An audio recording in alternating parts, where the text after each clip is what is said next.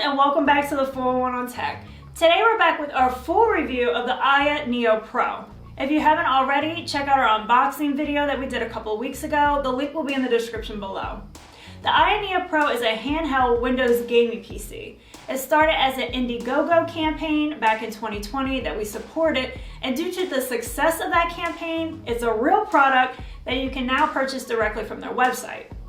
The price varies based on what colorway you get. We have the Retro Power colorway, which is $1,315, or you can save $100 and go with one of the other two colors for $1,215.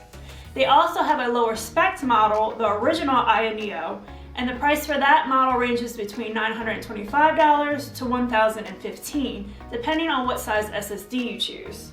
Today we're going to talk about the design, specs, take a look at performance by running some system benchmarks and some games, and talk about our overall user experience with this device.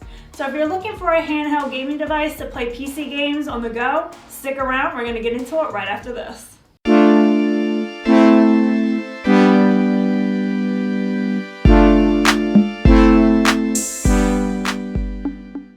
The Aya Neo Pro can be had in 3 different colorways, as Michelle mentioned. There is a black version that they're calling Dark Star, a white version called Light Moon, and a beige version called Retro Power. We want the Retro Power version because we really like the old school OG Game Boy vibes it was giving us. It looks like a color option that Nintendo Switch should have had. Once you get this device in hand, it feels premium. The plastics feel nice and buttery smooth, and the unit has a nice weight to it. We like that they went with the matte finish here instead of shiny plastic. It really makes this handheld look good. The dimensions of the Aya Neo Pro are 10.4 by 4.17 by 0.79 inches, and it weighs about 648 grams. For comparison, the dimensions of the Nintendo Switch are 9.4 by 4 by 0.55 inches, and it weighs 299 grams. And the display on the Aya Neo Pro is a 7-inch IPS display. Now, if you're familiar with the Nintendo Switch, you'll be very familiar with the layout of the Aya Neo Pro. You'll find the buttons, analog sticks, and triggers to be where you expect them. On the left side, you have your left analog stick right above your D-pad. The analog sticks are low profile, slightly shorter than the analog sticks on the Switch, and are pretty much the exact same shape and size. Also on the left side, below the D-pad, are 4 additional buttons, which we'll call in-game buttons. You have an accessibility button, which didn't seem to really do anything, but after some research, it seems that you can use it in combination with the up and down on the D-pad to adjust the haptic intensity. You also have an Xbox home button that actually brings up the Windows game bar, a menu button, and a view button, which in-game usually brings up your game map. On the right side, you have your A, B, X, Y face buttons in the Xbox layout. Below that, you have your right analog stick and 4 more buttons. These buttons are used to navigate the operating system. You have a Windows button, which brings up the Start menu, a Task Manager button, Escape Exit button, and a keyboard button, which brings up the on-screen keyboard and also launches the Aya Space software that we'll talk more about later. On the top, you have your shoulders and triggers. The triggers are a nice size, and the placement of them feels like a very natural resting place for your index fingers while holding the device. The triggers on the original Aya Neo model were digital, but they upgraded this model with analog triggers, which is a welcomed upgrade and makes racing games much more enjoyable. Also on the top, you have your power sleep button, volume up and down buttons, a 3.5mm headphone jack, and 2 USB-C ports.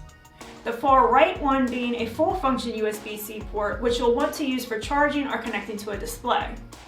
On the bottom, you have another full function USB-C port, so that's 3 USB-C ports in total. That gives you plenty of ports for charging and plugging in your peripherals, like a keyboard and mouse, and in the box you get 2 USB-C to USB-A adapters. Also on the bottom, you have your dual stereo speakers. For cooling things down, there is a heat pipe inside and 1 vent at the top and 1 on the back. The back vent is where the system's fan is housed, so more on that fan later. Overall, as I mentioned, the build quality is really good and the buttons and the body of the system feels premium. We really like the smooth matte finish that they went with here. There isn't a kickstand, but there are a few 3D print files on Thingiverse to make your own stand, as we went with here. Now let's go over the specs. The Neo Pro packs a lot of power under the hood in a still fairly small form factor. You have an AMD Ryzen 7 4800U, which has 8 cores and 16 threads, a base clock of 1.8 GHz, and a boost clock of 4.2 GHz. For graphics, you have AMD's Radeon 8 integrated GPU at 1800 MHz. 16 gigabytes of LPDDR4X dual-channel memory clocked at 4266 MHz and a 1 terabyte M.2 NVMe drive. The screen is a beautiful 7-inch IPS touchscreen with a resolution of 1280 by 800 and a refresh rate of 60 Hz. It also has a peak brightness of 500 nits. You also have Wi-Fi 6 and Bluetooth 5.2 support, a 47 watt-hour battery with 60 watt fast charging. It comes with Windows 10 pre-installed, but you can also upgrade to Windows 11, or if you want, you can run Linux on it. There is also a built-in 6-axis gyroscope accelerometer to help with high-precision aiming and rumble motors for haptic feedback in games that support it, both of which are nice additions and allow for more immersive gameplay. The specs of the Neo Pro are similar to what will be in the Steam Deck coming out later this year. However, the Steam Deck is going to have RDNA 2 graphics and run SteamOS. We will have to wait and see how they compare. We have the Steam Deck pre-ordered and we'll be doing a full review and comparison of the two handheld gaming PCs in the near future, so keep a lookout for that. New with these Neo Pro models is Neo's iSpace program. It's a combination of a system settings menu and a game launcher. Quick tapping the keyboard button brings up a quick settings menu to change things like screen brightness, the TDP, fan speed, and the volume. Speaking of TDP, there are presets in iSpace so you can quickly change it from 5 to 20 watts. You want to go with 5 or 11 watts for indie games or light emulation, and 20 watts for more intense AAA titles. Long pressing the keyboard button brings up the game launcher. iSpace should automatically detect your games from apps like Steam and Xbox. However, it didn't seem to detect our Game Pass games. There is also an Assistant tab where you can see your usage status, hardware information, and installed software. You can further configure your Neo Pro here as well by changing the haptic vibration, intensity, and calibrate your joysticks and triggers. There's also a screenshot book, which is a collection of screenshots from your games. And on the right, you can add more quick tool shortcuts for easy access. iSpace is pre-installed, but you do have to register by getting a code sent to your email and entering that code on the device. We had a little trouble getting our code to register, but eventually we got it working. Navigating the Windows operating system with the Neo Pro is actually pretty decent, thanks to the touchscreen, ability to use the joystick to control the mouse cursor, and the option to connect a physical keyboard and mouse to the system. However, at the beginning, trying to get the joystick to control the mouse cursor was a little cumbersome. Turns out we had to have iSpace running in order for the joystick to control the mouse cursor. Once we figured that out, now we just have iSpace launch when Windows boots up and we have no issue. There is probably another way to get around this, but this seemed to be the quickest solution. The touchscreen makes navigating much quicker for many tasks, but at times can be unresponsive if you don't place your finger just right over whatever you're trying to click on. Trying to tap on and interact with system and application settings on a 7-inch screen can be a little undesirable at times, but as I mentioned, you have the ability to plug in a keyboard and mouse to better navigate the operating system.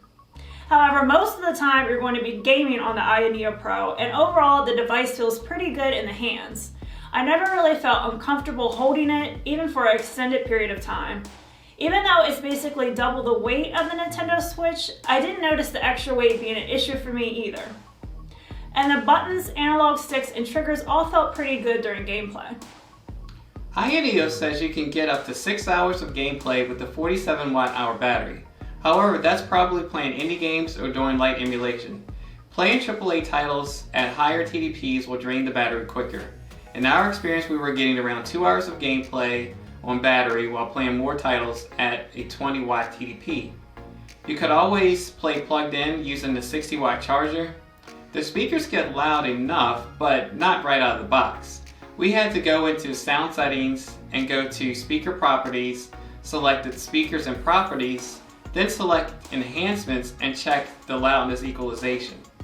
Then the iNeo Pro was adequately loud. The haptics feel nice in games that support them. The fans do get a little loud for our liking, but you can drown them out by cranking up the volume. There are custom power profiles made by community members, and we will be looking into that. So to get an idea of the type of performance you can expect from this device, we ran a few system benchmarks. We have the TDP set to 20 watts and the fan profile set to wild during these tests. First up, we ran Geekbench 5. Here you can see that we got a single core score of 1,162 and a multi-core score of 6,093. Next up, we ran 3D Mark Time Spy and got a score of 1,428. Then we have Night Raid with a score of 14,504. And lastly, we ran Fire Strike and got a score of 3,599. Now let's get into some gameplay. We have the TDP set at 20 watts running these games. First up, Forza Horizon 5. We are at the low preset with the frame rate locked at 60 FPS. And we were getting around high 50s to 60 FPS at 20 watts. Here we have Horizon Zero Dawn. We have the Fidelity FX Super Resolution enabled with the upscale quality set to balance. We have a mix of medium and low settings with the Favor Performance Graphics preset. And we're getting around 40s to low 50 frames per second. Finally, we have Jedi Fallen Order running at the medium settings with dynamic resolution scaling turned on. It was mostly locked at 60 frames per second, but we had a few dips down into the 40 frames per second range. So we were getting really close to a locked 60 frames per second with these titles at the 20 watt TDP setting.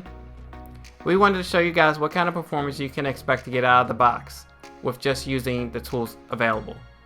I'm sure we get a locked 60 overclocking the GPU a little and upping the TDP to around 25 or 30 watts. So decent performance out of this gaming handheld. There is a dock you can buy for $89. Our Virtual Power came with a dock, but it hasn't shipped yet. However, we're interested to see the performance gains in dock mode once we get it. Now on to final thoughts. I've really been enjoying my time using the iNeo Pro and playing AAA titles on it. Like granted, you lower like the resolutions and things like that, but just to like play my Steam games like mobily, like the PC games I have there, and then I can pick it back up on the gaming PC has been really nice. And we're also going to be looking to like emulation on it. So that'll be good to play emulation. And the screen is nice. That 7-inch IPS display is really nice. Feels nice. The buttons, and the triggers are very nice. I've been really satisfied with it, and seeing what else performance we can get in dock mode when we raise that TDP. And I'm interested to see how this compares against the Steam Deck, but so far a very good product. Yeah, I've really enjoyed it too. And for a new company, like the design, everything is really good. It's not cheap whatsoever. It's a small thing, but I really like that buttery smooth plastic texture. Mm-hmm. Like it just makes it feel really good in hands. And yes, it does weigh like double the size of a Switch, but I never really felt that. Right. And it just feels really good in hands. Like you said, the buttons feel really good, triggers feel good, analog sticks.